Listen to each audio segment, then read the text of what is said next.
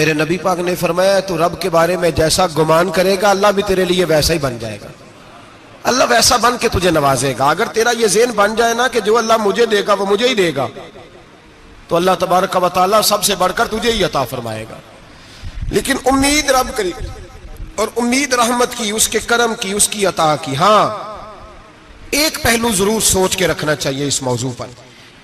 सारी दुनिया निकम्मा कह दे तो बेटा माँ बाप के नजदीक निकम्मा नहीं होता। बाप बेचारा एक गलती का बच्चा करता है तो वो जाता है, दूसरी करता है तो जाता है, तीसरी जगह भी उसके हिस्से की माफी मांगने जाता है, बड़ा कुछ करता है। फिर एक वक्त आ ही जाता है कि जब बाप मजबूर हो के अखबार पे इश्तिहार देता है कि मैंने इसे आग कर दिया है, अब मैं इसके स्याह सफेद का मालिक। क्या ख्याल है आपका? पहली गलती पे अब्बा जी ऐसे कर देते हैं जी, दूसरी पे करते होंगे। कब करते हैं? जब बोले जब हद हो जाती है। और एक दो इश्तिहार नहीं होते। आप सवेरे अखबार खोलें, अखबार के अंदर के सफात का मुताला करें तो शायद दर्जनों इश्तिहार होते हैं आंकनामे के। भाई किस बाप का दिल करता है कि वो बेटा जिसके लिए उसकी उम्मीद है कि कल मेरे बुढ़ापे का सहारा बनेगा, वो लिख के दे दे कि मेरा रिश्ता ही कोई नहीं बेटे के साथ? किसका दिल करता है? और फिर यहां तक नहीं होता, बल्कि आप कानून जानने वाले लोगों से कभी पूछें, वो आंकनामा लोग अदालतों में जमा कराते हैं। कहते हैं जी मैंने तो अखबार में निकाल दिया, मेरा इसके साथ कोई ताल्लुक। अम्मा कहती है मेरा कोई रिश्ता नहीं। क्यों? कब होता है ऐसे? जब बच्चा हद कर दे, जब बच्चा 1 2 3 4 गलतियों पे ऐसा, अल्लाह भी बंदे को सजा देता है। लेकिन कब? जब बंदा बाज ही ना आए, बंदा तौबा करे ही ना, रुजू ही ना करे, सोचे ना कि मुझे अल्लाह की बारगाह में जाना चाहिए। हम लोग अपना एक ज़हन बना के जिंदगी गुजारते हैं, एक ज़हन बना के, बल्कि लोग गुनाहों के नाम बदल बदल के वक्त गुजारते हैं।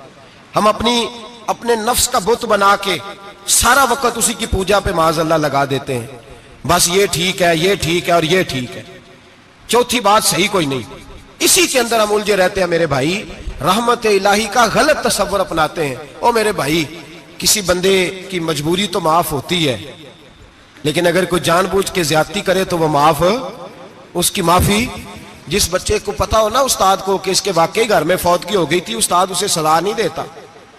जिसका पता हो कि वाकई ये बीमार था तो उस्ताद उसे क्लास में खड़ा नहीं करता। जिसका पता हो कि ये ज्यादती कर रहा है, जानबूझ के कर रहा है, उस्ताद उसे डंडों से मारता है और ज्यादा मारता है। कहता है तू नालायक है, तू जानबूझ के करता है। मेरे भाई अल्लाह की रहमत है, हर एक पे बरसती है। लेकिन एक बंदा खड़ा ही हो जाए रब के मुकाबले में, वो ना नमाज पढ़े, ना मस्जिद आए, ना कोई काम करे, ना वो दीन की तरफ तवज्जो करे, ना वो कभी अल्लाह से इस्तिगफार करे, ना वो कभी जायज काम की तरफ तवज्जो करे, सारी जिंदगी हराम इकट्ठा करे, नाजायज करे, तो अब तूने हद कर दी। तेरे पास गजब आया नहीं, बल्कि तूने गजब को आवाज दी है। तूने अल्लाह के गजब को, बोलिए, अल्लाह के गजब को, गजब होना और होता है और गजब को आवाज देना, बोलिए, गजब को आवाज देना, इनमें फर्क है मेरे भाई, याद रखें। हम आवाज देते हैं गजब को, गजब होता नहीं। देखें नबी करीम सल्लल्लाहु अलैहि वसल्लम, और ये हदीस आपने याद रखनी है, ये याद रखनी है। नबी पाक सल्लल्लाहु अलैहि वसल्लम ने ना बहुत कम लोगों को बेवकूफ कहा है। हमारे जमाने में तो आम लफ्ज है ना बेवकूफ कहना। अल्लाह के रसूल सल्लल्लाहु अलैहि वसल्लम ने बहुत कम लोगों को बेवकूफ कहा। मुस्नद इमाम अहमद बिन हंबल की हदीस है, नबी करीम अलैहिस्सलातु सलाम ने फरमाया वो अहमक है, वो बेवकूफ है। नबी पाक फरमा रहे हैं। और मैंने कहा कम लोगों को हुजूर बेवकूफ कहते थे। नबी करीम अलैहिस्सलातु सलाम ने फरमाया वो बंदा बेवकूफ है जो सारा दिन अल्लाह की नाफरमानी करता है और फिर भी रब की रहमत की उम्मीद करता है, तो बेवकूफ है। सुबह से शाम तक लगा हुआ है, मैंने नहीं अल्लाह माननी, मैंने नहीं तेरी माननी, माज अल्लाह मैंने नहीं माननी। शाम होती है तो कहता है अल्लाह बड़ा मेहरबान है, बख्श देगा। तो बेवकूफ है, तू बेवकूफ है। तू बता ना क्या मजबूरी थी नमाज ना पढ़ने की? किसने तुझे गन पॉइंट पे कहा था हराम खाने को? और फला आदमी की तूने गीबत की तो तेरा उसमें क्या फायदा था? ये जो तूने सिर्फ 10 बंदों को हंसाने के लिए झूठा लतीफा सुनाया, इसमें तेरा क्या नफा था? तू सुबह से शाम तक नाफरमानी करता है, शाम को कहता है अल्लाह करीम है माफ कर देगा, अल्लाह मेहरबान है माफ कर देगा। उस्ताद मेहरबान होता है कि नहीं? फेल क्यों करता है इम्तिहान में? बोले उस्ताद बाप होता है ना, उसका दिल करता है शागिर्द फेल हो जाए, तो क्यों करता है? लेकिन शागिर्द ने ज्यादती की, उसने पढ़ा नहीं। उसने, मैंने कहा बाप आंकनामा लिखवाता है, मजबूर होकर लिखवाता है ना। ओ भाई याद, बड़ी प्यारी मिसाल मुल्ला रूमी लिखते हैं, कहते हैं मेरे गांव की एक बीबी थी, उस बीबी ने एक बछड़ा पाला हुआ था। देहातों में ना बूढ़ी माएं बछड़े को पेड़ा देती थी और नाम भी रख लेती थी, किसी ने मिठू नाम रखा होता था, किसी ने कोई नाम। कहते माँ ने बछड़ा रखा हुआ था, अम्मा उसको आवाज देती तो बछड़ा दौड़ा आता, अम्मा उसको पेड़ा खिलाती। बछड़ा बड़ा प्यारा था, जवान हो गया। अम्मा इसलिए बछड़ा पाल रही थी कि जब बछड़ा बड़ा हो जाएगा तो हाल के अंदर बच्चे उसे लगाएंगे, खेती में हाल चलाएंगे। बछड़ा बड़ा हो गया, अम्मा के बेटे कहने लगे अम्मा ला, तूने बड़ा खिला पिला लिया, इससे कोई काम लेते हैं। हाल के आगे लगाया तो कहने लगा मैंने तो नहीं चलना। अम्मा के पास आए, कहने लगे ये नहीं चलता। अम्मा कहने लगी चलो टाइम दो, थोड़ा समझ जाएगा। फिर मौका दिया, फिर आए, कहा अम्मा अब तो हमने उसके नाक में नकेल भी डाल दी है, लेकिन अब भी ये हल में चलने को तैयार है। मुल्ला रूमी रहमतुल्लाह अलैह फरमाते हैं फिर कहा अम्मा से, अम्मा कहने लगी चलो थोड़ा टाइम और दे दो, सियाना हो जाएगा। थोड़ा टाइम और दिया, डंडे भी मारे, लेकिन वो सियाना होने को तैयार है। अब अम्मा के पास आए तो अम्मा मजबूर हो गई, दिल नहीं करता था। कहने लगी जाओ फिर कसाई के हाथ बेच डालो। वो गया कसाई के पास, उसे काटा गया, उसकी खाल उतारी गई, उसके छोटे छोटे पीस करके खा गए लोग। वो मार हो रही थी, लोगों ने अम्मा से कहा तुझे तो बड़ा प्यारा था, तूने कटवा को दिया। तो अम्मा कहने लगी प्यारा तो बड़ा था पर मानता नहीं था। प्यारा बड़ा था, काश बात मानता, मकसद पूरा करता तो कभी भी काटा। भाई रब करीम नहीं चाहता बंदा दोजख में जले, अल्लाह की रहमत नहीं चाहती जहन्नम में जले, पर बंदा मानता ही नहीं, ये तैयार ही नहीं होता। ये सोया हुआ है सवेरे, ये वो गप्पे लगा रहा है, असर के वक्त चौराहे पे खड़ा है, नमाज पढ़ने नहीं आया। इसने सारी जिंदगी में दर्जनों लतीफे सीख लिए, हजारों कहानियां सीख गया, कुरान पाक पढ़ना नहीं सीखा। इसने जिंदगी की हर चालाकी सीख ली है, नहीं सीखी तो अपने रसूल की हदीस नहीं सीखी, नहीं सीखा तो दीन की जरूरी बातों को नहीं सीखा। अब रब की रहमत तो नहीं चाहती कि बंदा जहन्नम में जाए, वो तो मेहरबान है, लेकिन रब करीम का कानून का तकाजा यह है कि जो अहकाम पूरे नहीं करेगा उसे फिर दोजख में डाला जाएगा।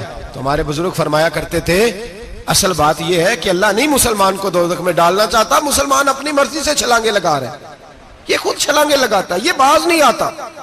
आप यकीन करें, बड़ी जिम्मेदारी के साथ, बड़े खुलूस के साथ और बड़ी दयानतदारी से तजर्बे की बात अर्ज करता हूं, हमारे बहुत सारे गुनाह ऐसे हैं जिन गुनाहों का हमारी दुनियादारी को भी कोई फायदा नहीं, कोई फायदा नहीं हमारी दुनिया को भी उस गलती का। मेरी बातों की समझ आ रही है आप दोस्त? कुछ गुनाह ऐसे, एक तो होता है कि दुनिया का कोई फायदा हो, उस गुनाह में हमारी दुनिया का भी कोई फायदा। जो आदमी झूठे लतीफे सुनाता है, झूठ बोलता है, झूठ कोई फायदा नहीं उसे, लोग 10 मिनट हंसते हैं और बाहर जा कहते हैं यार ये तो कोई गैर संजीदा आदमी, वो अकल ही नहीं। क्या फायदा कमाया उसने, क्या नफा लिया उसने? जो आदमी बढ़ बढ़ के बातें करता है, 2, 4, 5, 10 आदमियों की कीमत कर जाता है, लोग कहते हैं यार बड़ा चुगलखोर है, क्या कमाया उसने जिंदगी में? कुछ हासिल कर लिया उसने? हमारे बहुत सारे गुनाह मेरे भाई वो है जिनका हमारी दुनिया को भी कोई फायदा नहीं। तो क्यों ना हम उन गुनाहों को छोड़ दें ताकि हमारे दीन को तो फायदा हो जाए, दीन को तो फायदा हो जाए। सिर्फ जुबान के जायके हैं, कुछ देर के लिए हमारी तबीयत के तकाजे हैं, 10 मिनट की मुस्कुराहट है जिसके लिए हम अल्लाह तबारक व तआला का कानून तोड़ते फिर जा रहा हूं। मेरे हबीब करीम अलैहिस्सलाम ने मुसलमान को कहा है कि तेरा रब तो चाहता है कि बस तू आ जा, वो तुझ पे रहमत नाजिल कर देगा। आना तो शर्त है कि नहीं? आना तो शर्त है कि नहीं? अच्छा चले ये बताएं, जो आदमी 1 से लेकर 31 तारीख तक ड्यूटी करे उसको तनख्वाह लेने जाना पड़ता है कि तनख्वाह घर आ जाती है? बोल के बताएं। फिर भी जाना पड़ता है, वो कहे मैंने ड्यूटी पूरी की है, फिर भी जाना पड़ता है। ड्यूटी पूरी करने के बावजूद तुझे तनख्वाह लेने, और हो सकता है कि यह भी कहा जाए अभी आई नहीं कल आना, हो सकता है यह भी कहा जाए परसों आना, यह भी मुमकिन नहीं कि फौरन ओ खुदा के बंदे तू आता ही नहीं खुदा की रहमत लेने, तू उसके घर की तरफ रुजू ही नहीं करता, तू तवज्जो ही नहीं करता, तू कहता अल्लाह मेहरबान है। भाई मेहरबान तो है, तू रहमत लेने आया है, तूने को बहाना बनाया उसकी रहमत का। अल्लाह की रहमत कीमत नहीं मांगती, बहाना मांगती है, पर बता ना तेरा को बहाना है कि नहीं? मेरे नबी करीम सैयद आलम सल्लल्लाहु तआला अलैहि वसल्लम ने फरमाया रब कीमत का सवाल और नहीं मांगता। यकीन करें नहीं मांग, बंदे कीमत मांगते हैं। आप 100 दफा मुस्कुरा के बात करें, एक दफा ना करें तो कहते हैं मौलवी साहब अमीर हो गए, अब तो सही सलाम भी नहीं लेते। एक दफा हो सकता है बेचारा पेट में दर्द हो रही हो सकता है घर की को बहुत बड़ी टेंशन हो सकता है कोई मजबूरी हो। बंदे हमा वक्त कीमत मांगते हैं, हमा वक्त आप तंदुरुस्त हैं, हर वक्त आप कीमत अदा करते हैं तो लोग राजी हैं। लेकिन रब कहता तू कोई कीमत ना दे, कोई बहाना ही बना ले, तेरा रब तुझसे राजी हो जाएगा।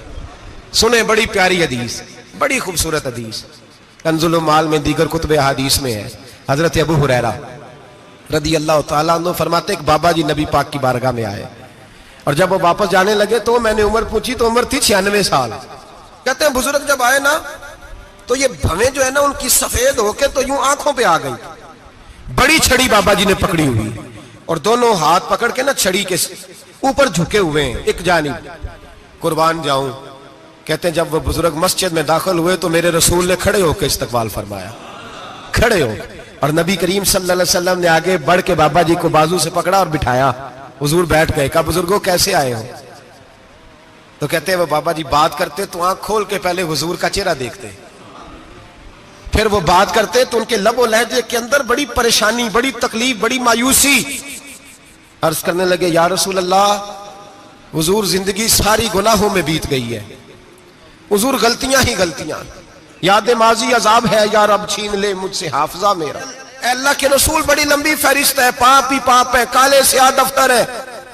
या रसूल अल्लाह सल्लल्लाहु अलैहि वसल्लम जब पलट के देखता हूं हुजूर मुझे नेकी दिखाई नहीं देती। हुजूर इस उम्र में आपका एक सहाबी मिला है, उसने बात समझाई है तो थोड़ा ख्याल आया है, लेकिन या रसूल अल्लाह सल्लल्लाहु अलैहि वसल्लम अब मेरा वजूद बेकार हो गया है, हुजूर बूढ़ा हो गया हूं।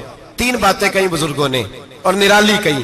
कहने लगे या रसूल अल्लाह सल्लल्लाहु अलैहि वसल्लम, हुजूर अब तो मेरी कमर भी सीधी नहीं होती कि मैं नमाज ही सही अदा कर सकूं, बूढ़ा हो गया हूं। या रसूल अल्लाह सल्लल्लाहु अलैहि वसल्लम अब मेरे अंदर ताकत नहीं कि मैं मेहनत मजदूरी करके सदके और खैरात दे सकूं। या रसूल अल्लाह सल्लल्लाहु अलैहि वसल्लम अब मैं तलवार लेके जिहाद भी नहीं कर सकता। हुजूर ना मैं लंबी नमाजें पढ़ सकता हूं, आका ना मैं सदकात और खैरात दे सकता हूं, महबूबा ना मैं दीन के लिए कोई जिहाद कर सकता हूं। बेकार वजूद है, बेकार वजूद को तो घर वाले बर्दाश्त नहीं करते, बच्चे दुआ करते हैं या अल्लाह अब्बा जी को पर्दा दे दे, अम्मा को पर्दा दे दे, बेकार हो गया हूं और आज आया हूं तो मुझ बेकार को मेरा रब कबूल कर लेगा।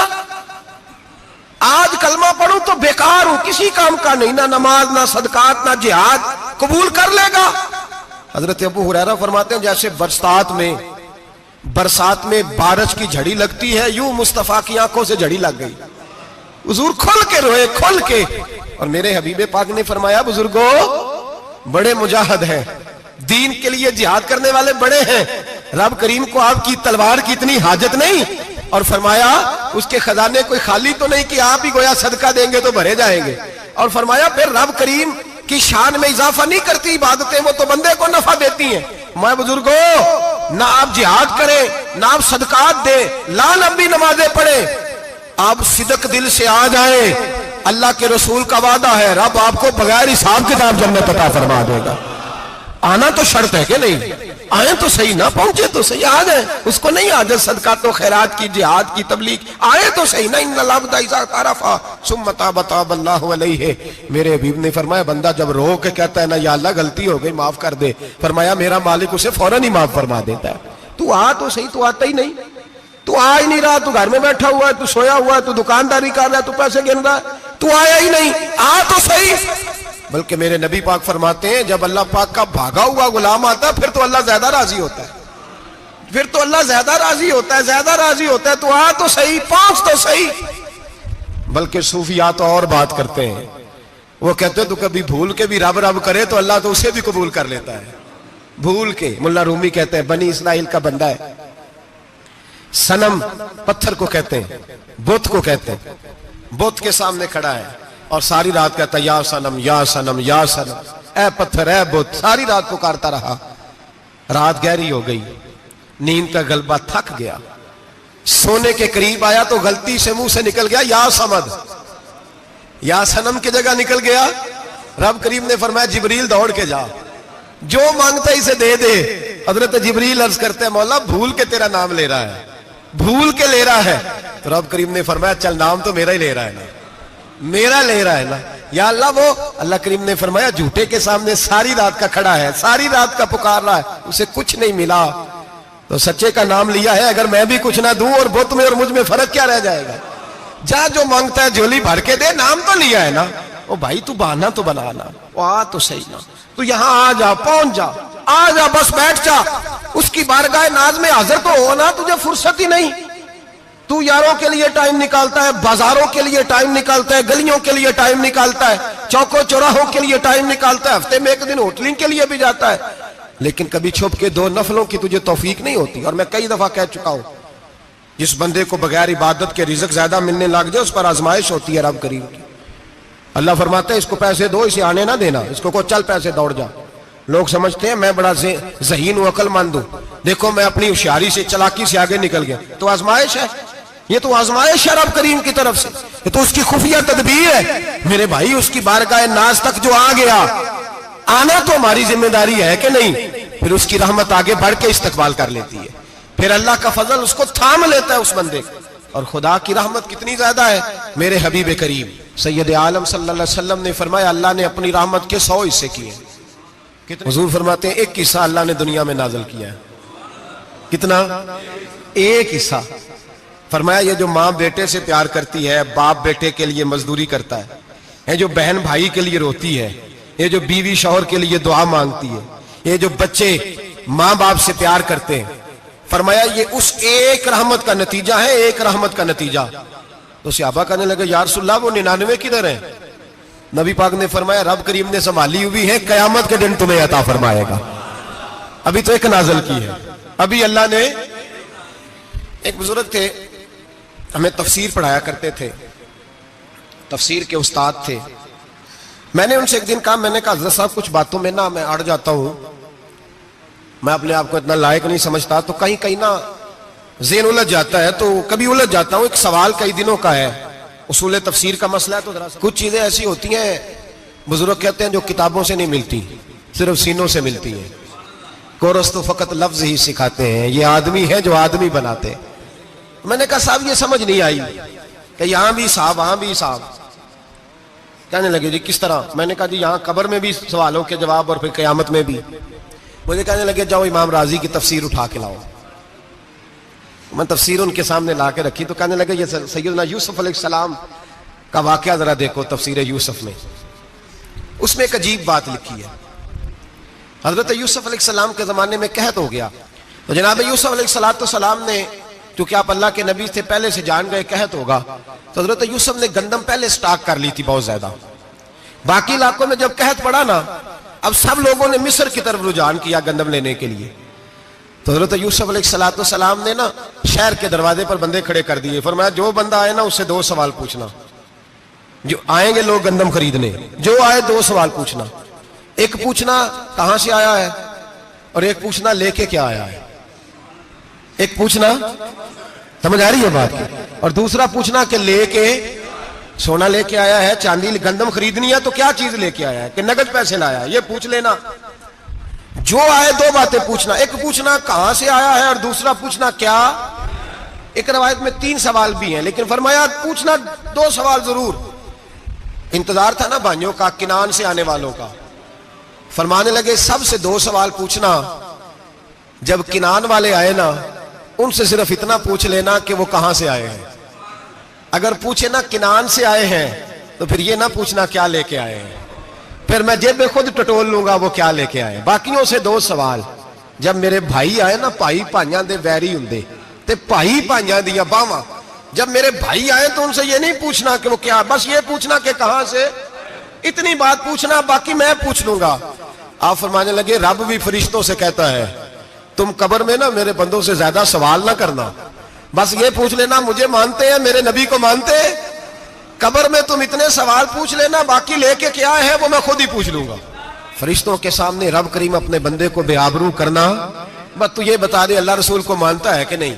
बाकी जो तेरा हिसाब किताब है ना, अल्लाह फरमाते हैं मैं क़यामत में कर लूंगा, मैं पूछ लूंगा इसका क्या इलाज करना है। बस तुम इतना बता दो मुझे मानते हो, मेरे रसूल को, मेरे भाई, मेरे नबी करीम अलैहिस्सलाम फरमाते हैं जो बंदा तौबा करने वाला था, अल्लाह की बारगाह में आने वाला था, बार बार तौबा करता था, एहसास रहता था, उसे एहसास था, आया करता था, फिर भी गलतियां हो गई, कयामत के दिन रब करीम अपने फजल की चादर उस पर डालेगा, फजल की चादर डालेगा और रब करीम उससे पूछेगा ये गुनाह किया था? और नबी पाक फरमाते हैं उसने बड़े भी गुनाह किए, अल्लाह छोटे छोटे गुनाहों के बारे में पूछेगा।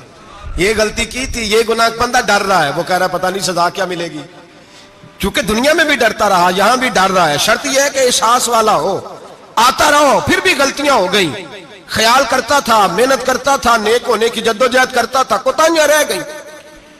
ये गुनाह किया था, या अल्लाह भूल गया था, ये गुनाह किया, अल्लाह मुझसे गलती हो गई, यहां भी किया था, या अल्लाह गलती हो गई। नबी पाक सल्लल्लाहु अलैहि वसल्लम फरमाते छोटे छोटे गुनाह अल्लाह दिखा रहा है और उससे कह रहा है ये किया था, मानता जा रहा है। रब करीम फरमाता है पता है मैं तेरे साथ क्या करने वाला हूं?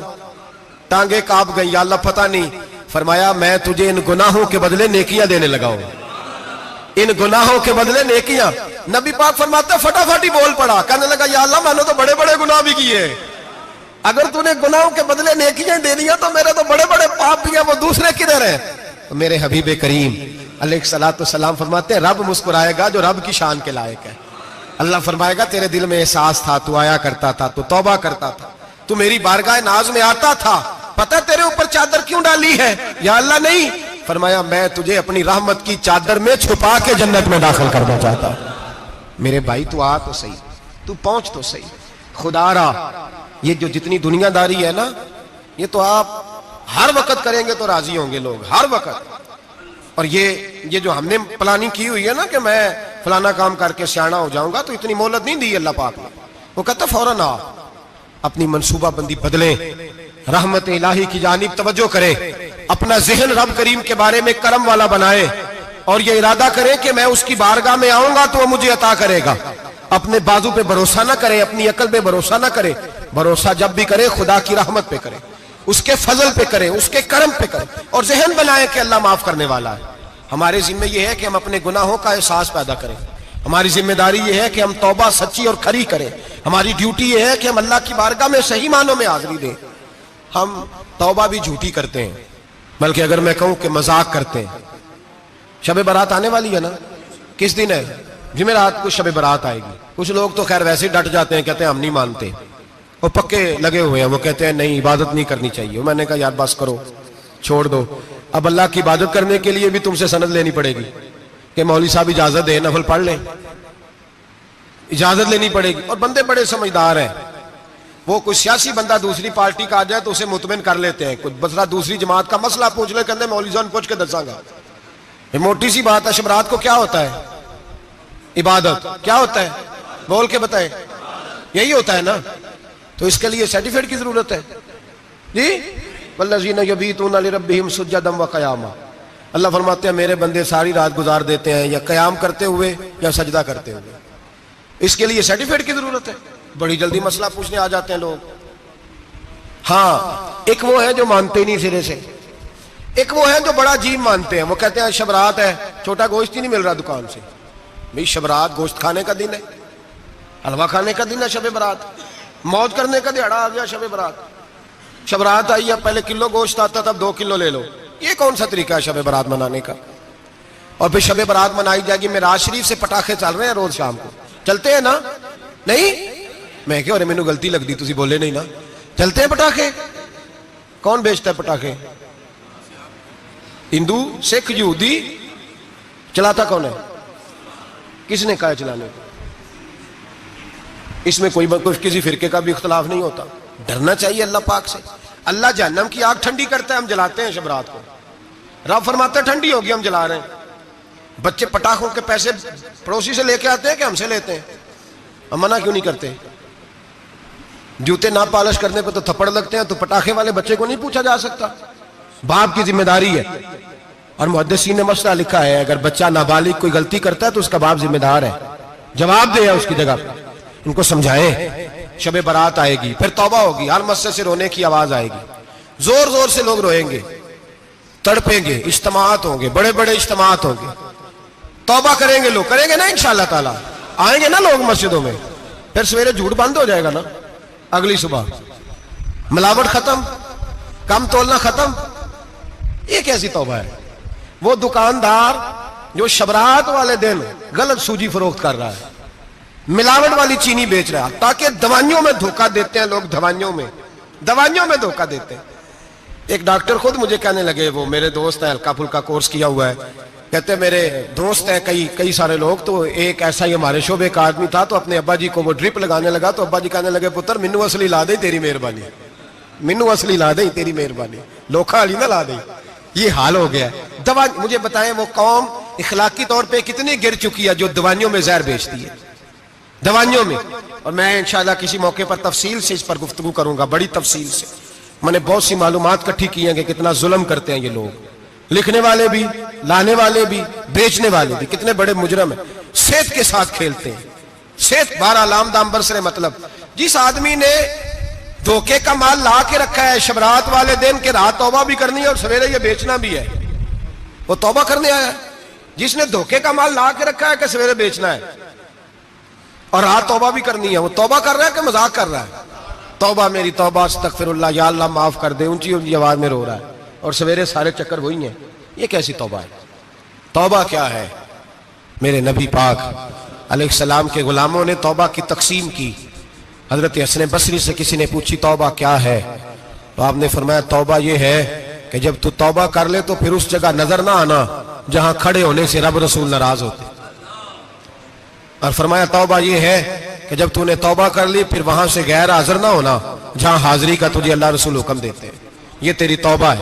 और अगर तू ऐसा नहीं करता फिर तूने तौबा नहीं की, फिर तूने मजाक किया। मेरे भाई, रहमत इलाही आवाज देती है की तरफ रुजू करें, दौड़े और रहमत की उम्मीद रख के आएंगे। समझ ले कि अल्लाह पाक, मैं एक बात अक्सर करता हूं, नबुव्वत का दरवाजा बंद हुआ है। दाता गंज बख्श अली अजवेरी ने कहीं नहीं लिखा था कि मेरे बाद अली बिन उस्मान अजवेरी दूसरा नहीं आ सकता। हजरत मुजद्दद साहब कहीं नहीं लिख के गए कि दूसरा मुजद्दद अल्फसानी पैदा नहीं होगा। हजरत बाउल नक्शबंद बुखारी ने कहीं नहीं कहा कि मेरे जैसा वली नहीं हो सकता। बुजुर्गों ने कभी नहीं कहा। तू जदोजहद तो कर। इकबाल कहते हैं आज भी हो अगर इब्राहिम का ईमान पैदा, आग कर सकती है अंदाजे गुलिस्तां पैदा। तू प्रोग्राम तो बना, आगे की तरफ तो सफर कर। मेरे नबी करीम सैयद आलम सल्लल्लाहु अलैहि वसल्लम ने फरमाया तेरे आ जाने से तेरा रब राजी हो जाता है। जब तू आता है तो तेरा अल्लाह राजी हो जाता है। ये जो हमारी मुश्किलात होती है ना, जिनमें हम उलझे होते हैं, वो जो हमें जादू हो जाता है, तवीज कर देते हैं हमारे करीबी रिश्तेदार, वो तवीज नहीं होते, वो हमारे अमाल की सजा होती है, हमारे अमाल की सजा होती है। हम वो ढूंढते फिरते हैं कि बाबा मिल जाए, फूक मारे सही कर दे, हालांकि वो हमारे अमाल की सजा है। हमें अपनी तरबियत करनी चाहिए हमें। और वैसे भी दम दुरूद तवीज धागा, मैं अक्सर कहा करता हूँ, मैं कहता हूँ मैंने किसी किताब में नहीं पढ़ा कि कोई बंदा नबी पाक से यमन से दम कराने आया हो कि मैं हुजूर से दम कराने जा रहा हूँ, मिस्र से आया हो दम कराने, शाम से दम कराने आया हो। मेरे नबी पाक के पास जो भी आया करता था, नबी पाक का दीन सीखने आया करता था। दम दुरूद तो एक ज़िमनी चीज है, जिल्ली चीज है, हो गया तो ठीक है, वरना अल्लाह पाक अगर बीमारी में राजी है तो नबी पाक ने खुद बीमारी को सीने से नहीं लगा के रखा। खुद अल्लाह के महबूब सैयद आलम सल्लल्लाहु अलैहि वसल्लम का विशाल बीमारी के साथ हुआ। तो बीमारी तो मुरीदनी है मेरे नबी पाक की, वो तो कनीज है हुजूर के घर की। आम दाम बरसरे मतलब खरी तौबा, सच्ची तौबा। और किस तरह की तौबा? मेरे नबी करीम अलैहिस्सलातु सलाम ने एक दिन सहाबा से पूछा, एक बात तो बताओ, बुखारी मुस्लिम की हदीस है, या रसूल अल्लाह पूछिए। नबी पाक सल्लल्लाहु अलैहि वसल्लम ने फरमाया अगर कोई आदमी सहरा में सफर कर रहा हो, बहुत बड़ा सहरा हो, ऊंट पर उसका सफर हो और उसने ऊंट पर खाने पीने का सामान बांधा हो, पैसे भी रखे हो, पानी भी रखा हो, थक गया सफर करता करता, दरख्त की एक टहनी के साथ ऊंट की नकेल बांधी और दरख्त के नीचे लेट गया आराम करने के लिए। अल्लाह के हबीब फरमाते अचानक उसकी आंख लग गई। जब जागा तो उसने देखा कि ऊंट तो गायब हो गया है। अब ना खाना है, ना पानी है, ना पैसे हैं, और सहरा बड़ा लंबा है, पैदल सफर भी नहीं कर सकता। थोड़ा सा ढूंढा, फिर मौत का इंतजार करने लगा, सोचने लगा मौत आएगी, अब मर जाऊंगा। अल्लाह के महबूब फरमाते हैं थोड़ी देर गुजरी, जब बिल्कुल मायूस हो गया था तो अचानक नजर पड़ी तो ऊंट उसका सामने खड़ा था। नबी पाक से अब्बा से पूछते हैं बताओ, उसकी कुल कायनात उजड़ गई थी, रास जाया हो गई थी, हर शय लुट गई थी, दोबारा उसे मिल गई है, बताओ उसे कितनी खुशी होगी। सहाबा कहने लगे या रसूलल्लाह नई जिंदगी मिल गई उस बंदे को, वो सारी दुनिया से ज्यादा राजी है। तो मेरे करीम रसूल सल्लल्लाहु अलैहि वसल्लम ने फरमाया रब करीम का नाफरमान बंदा जब उसकी बारगाह में आके तौबा करता है तो अल्लाह इससे भी ज्यादा राजी हो जाता है। नाफरमान जब आके कहता है या अल्लाह माफ कर दे, आइंदा नहीं करता, मैं, अल्लाह तो राजी हो जाता है। और हबीब पाक अलैहिस्सलाम फरमाते हैं वो इतना करीम है, जब बंदा अपने रब से सुलह कर लेता है, तौबा कर लेता है, तो अल्लाह जमीन को कहता है तू भूल जा, मेरे बंदे ने गुनाह किया ही नहीं। आसमान से कहता है तू भूल जा, मेरे बंदे ने गुनाह किया ही नहीं। फिर रब करीम फरिश्तों से फरमाता है कि मिटा दो जो तुमने लिखा था, मैंने अपने बंदे के साथ सुलह कर लिया। शब बारात को आएंगे मस्जिद में इंशाल्लाह, कितने बजे? नहीं, जो सोचिए ही नहीं है इस पासे थे। असर के वक्त मस्जिद आए शब रात, कितने बजे जी? असर के वक्त आए, गुस्ल करें, मस्जिद आए, असर के बाद दुरूद शरीफ पढ़े और मगरिब से लेकर फजर तक इबादत करें। मगरिब में शाम शुरू हो जाती है। एक रात जाग के देखें, जागना पड़ता है, मरीज हो जाए तब भी जागना पड़ता है, दुख लग जाए तब भी वो जगा लेता है। बड़े बड़े जागते हैं, बड़े बड़े जाग लेते हैं, वो जगा लेता है। तंदुरुस्ती भी, सेहत भी, दौलत भी, एसी भी, पलंग भी बड़ा अच्छा, लेकिन अगर वो नींद ना देना चाहे तो बंदा सारी रात ही तड़प के जागता है, तड़प के। और भूखा इतना, रोटी का भूखा इतना परेशान नहीं होता जितना नींद का भूखा परेशान होता है। उलझ जाता है इंसान, वो जगा लेता है, कबल इसके कि वो खुद जगाए, खुद ब खुद जाग जाए।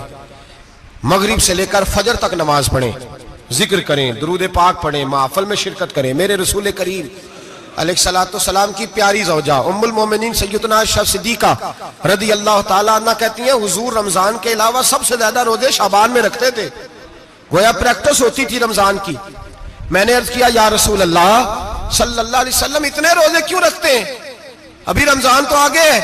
तो नबी पाक ने फरमाया आयशा इस महीने में बंदे का अमल अल्लाह की बारगाह में जाता है, मैं चाहता हूं जब मेरा अमल जाए तो मैंने रोजा रखा हुआ हो, कसरत से रोजा रखें और मेरे भाई बदल जाए। मेरे नबी पाक ने फरमाया गनीमत जान, अगर सेहत है तो बीमारी आने से पहले गनीमत जान जा, ये चली जाएगी।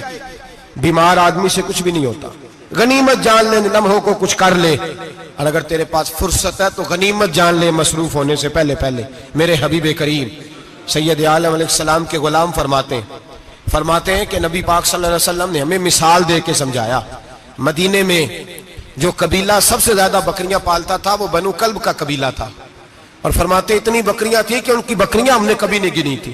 नबी पाक अलैहिस्सलाम ने फरमाया जब शाबान की 15वीं रात आती है, ये तिरमिजी का लफ्ज है, फरमाया जब शाबान की 15वीं रात आती है तो बनु कल्ब के कबीले की बकरियों के बालों की तादाद के मुताबिक अल्लाह मेरी उम्मत के अफराद की बख्शिश फरमा देता है।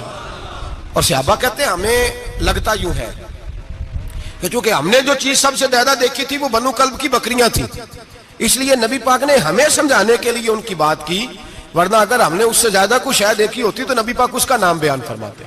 हमें समझाने के लिए फरमाया बनु कल्ब के कबीले की बकरियों के बालों की किसी एक बकरी के बाल भी बंदा गिन सकता। और हुजूर ने फरमाया जो सबसे ज्यादा बकरियां पालते उनकी तादाद के मुताबिक हजरत आयशा सिद्दीका रदी अल्लाह ताला अन्हा फरमाती है जन्नतुल बकी में हुजूर जाया करते, कब्रिस्तान में, कब्रिस्तान के कोने में। अल्लाह के रसूल को मैंने नमाज पढ़ते भी देखा 15वीं रात को, और फरमाती है हुजूर बकी वालों के लिए बख्शिश की दुआ भी करते, कब्रिस्तान भी जाएं शब बारात को, उनके लिए दुआ भी करें। और फिर मेरे भाई शब बारात को लिल्लाहियत के साथ आए, लौटने का प्रोग्राम बनाए, उससे कबल के रब करीम खुद जकड़ के ले आए, खुद ब खुद आए, उसके करम की तरफ तवज्जो करें, उसकी रहमत की तरफ तवज्जो करें। मेरे रसूल करीम सल्लल्लाहु अलैहि वसल्लम के पास एक देहाती आए, मौला अली शेर खुदा फरमाते मैं भी हाजिर था। कहते कभी कभी सादे बंदे आते थे पर बड़ी अजीब ही बात कर जाते थे। कहते एक देहाती आए, तामत बांधी हुई और सादा सा रुमाल कंधे पे रखा हुआ है, नबी पाक के पास आए और हुजूर से दिल लगी करने लगे, हुजूर से दिल लगी करने लगे, मीठी बातें कहने लगे। यार रसूल एक मसला पूछने आया हूं। फिर मैं पूछो। अर्ज करते हैं हुजूर कयामत में हिसाब कौन लेगा? कयामत में अब किसको नहीं पता कौन हिसाब लेगा, दिल लगी की बात है ना, कौन लेगा? नबी पाक ने फरमाया अल्लाह हिसाब लेगा। तो कहते उसने ना और जुमला कहा तो हम उसकी बात पे हैरान हो गए, कहने लगे या रसूलल्लाह वाकई अल्लाह हिसाब लेगा? तो कहते नबी पाक मुस्कुराए, फरमाने लगे तुझे तेरी मार होए, मैं सच्ची तो कह रहा हूं, तो किस तरह की बात कर रहा है, अल्लाह हिसाब लेगा। हजरत अली फरमाते उसने रुमाल उठाया कंधे पे रखा, कहने लगे या रसूल अल्लाह अगर रब हिसाब लेगा तो फिर उसने माफ ही कर देना है, ये कह के वो चला गया, ये लफ्ज कह के वो चला गया। तो हजरत मौला अली कहते मैंने हुजूर का चेहरा देखा तो गुलाब से भी ज्यादा खिला हुआ था, मैंने नबी पाक का चेहरा देखा तो चांद से भी ज्यादा रोशन था। मैंने कहा हुजूर ये क्या कह गया है? नबी पाक ने फरमाया बंदा बड़ा सादा था, बात बड़ी प्यारी कर गया है, बड़ी प्यारी कर गया है। हुजूर ने फरमाया अली रब करीम है, और करीम जब गालिब होता है तो करम ही फरमाया करता है, वो करम ही करता है, वो माफ ही करता है, वो माफ ही करता है। अल्लाह माफ करता है, पर मैंने कहा कोई माफी लेने आए ही ना, तो कोई माफी लेने। एक और बात भी आखिर में समझानी है आपको, वो भी समझ ले। हम जब किसी रिश्तेदार को राजी करने जाते हैं ना, नाराज हो, तो हमें पता चल जाता है कि ये वक्त टपाने आया या राजी हो गया। दो किस्म के लोग होते हैं, कहते हैं चलो बरादरी आ गई, मैं चलता हूं, पर किस तरह? टाइम पे टाइम आऊंगा, 200 दे के घर आ जाऊंगा। और जो राजी हो जाते हैं ना, वो 2 दिन पहले आते हैं, देगों का भी ख्याल करते हैं, मुलाकात करते हैं, वो कपड़े भी नहीं बदलते। फर्क होता है राजी होने में। बात की समझ आ रही है आप? हम तौबा करने आते हैं अल्लाह की बारगाह में, क्या हमें पता नहीं चलता कि हमने तौबा किया, रब राजी हुआ है कि नहीं हुआ? हमारा ईमानी रिश्ता तो है ना अपने रब से, रूह का ताल्लुक तो है ना, तो हमें अंदाजा होता है कि अल्लाह राजी हो गया कि नहीं। अंदाजा तो होना चाहिए ना हमें। ये बात कहने की नहीं, ये बात महसूस करने की है, इसको महसूस करें। हम जब अल्लाह की बारगाह में आए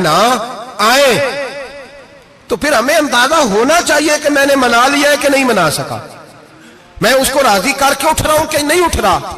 अगर बगैर राजी किए उठे हो तो फिर फॉर्मेलिटी करने आए थे, फिर राजी करने नहीं आए थे।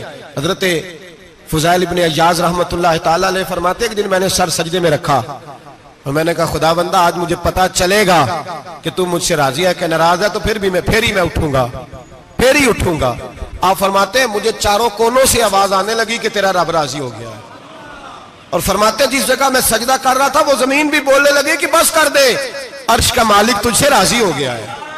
लेकिन शर्त यह है, हजरत हबीब अजमी रहमतुल्लाह अलैह फरमाते हैं मैं सूद का कारोबार करता था तौबा करने से पहले। कई दफा मैंने तौबा की थी, लेकिन मेरी उस तौबा के अंदर सदाकत नहीं होती थी।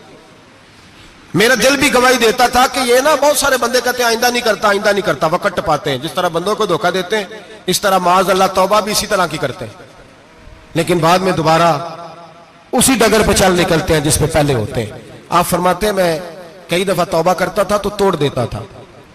आज मैंने तौबा की, किस तरह की? सूद का मैं धंधा करता था, तो मैं सूद के पैसे लाया, गोश्त पकने को दिया बीवी को, सूद के पैसों का। मेरी बीवी ने हंडिया चढ़ाई, थोड़ी देर गुजरी तो वो सारा गोश्त खून बन गया। मेरी बीवी उठा के लाई, कहने लगी ले जा, ये जो तू गरीबों का खून निचोड़ के लाया था ना, ये खून बन गया, खुद भी पी और औलाद को भी पिलाओ। कहते हैं मैंने सच्ची तौबा का फैसला किया। आज पहले मैं सच्ची तौबा का इरादा नहीं कर, आज सच्ची तौबा का फैसला किया और मैं निकला हजरत हसन बसरी के पास गया, उनकी बैत हुआ, तौबा की, उन्होंने मुझे अमाल बताए, खरी तौबा की। कहते हैं जब तौबा के लिए घर से निकला तो छोटे छोटे बच्चे खेल रहे थे। एक बच्चा कहने लगा पीछे हट जाओ, बहुत बड़ा सूदिया है, इसका साया भी पड़ गया तो हमारे अंदर नहुसत आ जाएगी, पीछे हट जाओ, सूद का धंधा करता है। कहते मुझे और चोट लगी कि या अल्लाह तेरी छोटी छोटी मखलूक भी ये समझती है। कहते मैं तौबा करने गया तो खरी तौबा करके आया हज़रत हसन बसरी के पास, रो रो के तौबा की। मैं वहां से वापस आया तो बच्चे अभी खेल रहे थे। कहते हैं वो बच्चा जो पहले बोला था कि पीछे हट जाओ बड़ा सूद वाला है, नहुसत पड़ जाएगी, वो बच्चा फिर आवाज देके कहने लगा दोस्तों पीछे हट जाओ, रब करीम का वली आ रहा है, अल्लाह का बंदा आ रहा है, कहीं ऐसा ना हो हमारे पैरों से गर्द उड़े और इस वली के ऊपर पड़े और इसकी तौहीन हो जाए, अल्लाह हमसे नाराज ना हो जाए वली की तौहीन करके, पीछे हट जाओ। आप फरमाते हैं मैंने तड़प के आसमान की तरफ देखा और मैंने कहा या अल्लाह मुझे समझ आ गई है कि खरी तौबा क्या होती है, सच्ची तौबा, असल तौबा क्या होती है। झूठ मूठ की तौबा न करें। शब बारात को आए और बड़ा दयानतदारी का मशवरा देता हूं, दिल को संभाल के आए। अगर झूठ नहीं छोड़ना, फरेब नहीं छोड़ना, हमने मस्जिद की हाजिरी की पाबंदी नहीं करनी तो फिर तौबा के लफ्ज पुकारना धोखा है, फिर ये धोखा है, फिर ये मजाक है, फिर मजाक ना करें। आना है तो खरी तौबा के इरादे से आए, खुल के आए। इंशाअल्लाह हर साल हम भी सारी रात यहाँ बैठते हैं, आपसे भी गुजारिश करेंगे कि छुट्टी ना करें, वक्त पे आए, मगरिब में आए, नवाफल अदा करें, इशा के बाद नवाफल पढ़े। महफिल करने का मकसद ये होता है कि तिलावत से दिल नरम होता है, नात से दिल नरम होता है, तकरीर से इंसान की सोच बदलती है, तौबा की तरफ जाती है। ये सारे काम करके जब बंदा इस्तिगफार करता है, तौबा करता है, तो उसके लिए आसान हो जाता है, ज़हन बन जाता है। इसलिए वाज भी होगा, जिक्र भी होगा, दुआ भी होगी। वक्त को जाया न करें, रमजान करीब आने वाला है। बुजुर्ग कहते हैं अगर शब बारात पे सच्ची तौबा कर लोगे तो फिर रमजान में जो नेकियां करोगे वो तुम्हारे पास स्टॉक बन जाएगा, वो तुम्हारे पास खजाना इकट्ठा हो जाएगा। तौबा अभी से कर लो, मामलात अभी से समेट लो, ताकि जब रमजान आए तो फिर नेकियां खजाना बन के जमा हो। हमेशा मिदहते खैरुल अनाम में गुजरे। दुआ है ये उम्र दरूद और सलाम में गुजरे। आखिर